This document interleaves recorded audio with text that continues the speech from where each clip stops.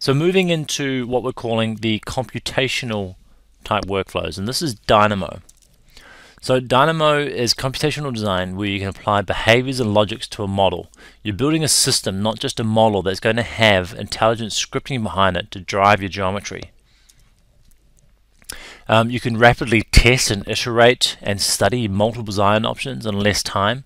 You can solve more complex geometry tasks, and you can do this with precision and with speed. It also communicates with other applications. So naturally it works inside of Revit. It was released with the Revit 2015 R2 release later last year. It will also drive data within Robot, Rhinoceros or Rhino, Navisworks, SAP 2000, Excel, Google Spreadsheets, and Tabular.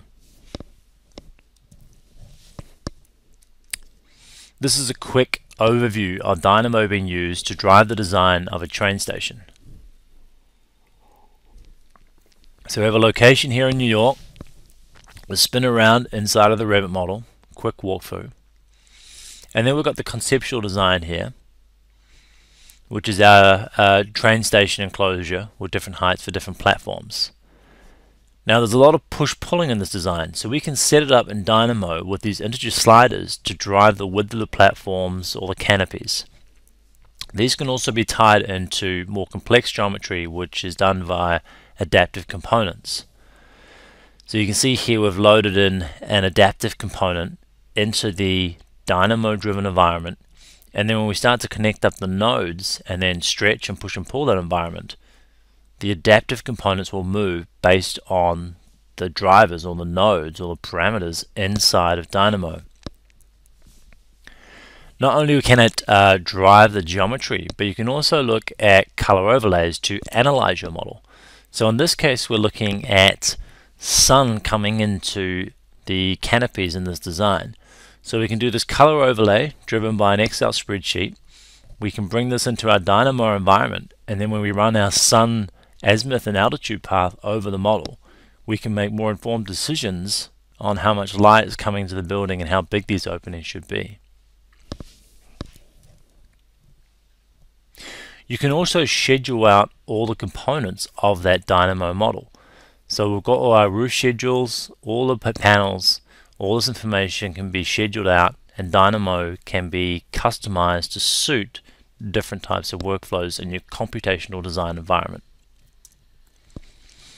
For more about Dynamo and what our developers are doing, we have Zach Cron and Matt Jizik, who run the Dynamo team based in Waltham, and they do a blog called buildsblogspot.com, and there's some really incredible stuff here, including tutorials and sample files, well worth checking out.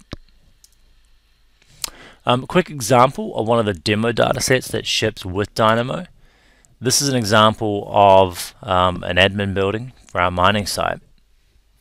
And what we can do here is we can sketch out a couple of splines. We'll fire up Dynamo, so this is part of the R2 release in 2015.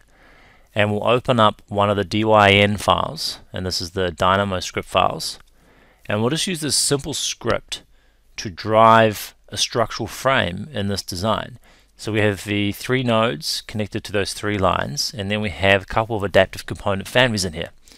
When we run that script, you see it instantly work with the lines and the adaptive components, and as we reduce the amount of numbers inside that slider, the structural components will reduce. When we stretch the lines or the splines inside the model, the adaptive components will follow those lines. When we increase the number of components, again it adjusts. Now let's say the client wants to look at a different option, move away from curved roofs and moved into more of an A-frame type structure. We simply switch over the adaptive component and keep the script running. There's a lot of adaptive components within the design, so we run that script and instantly the design is changed to suit that new truss.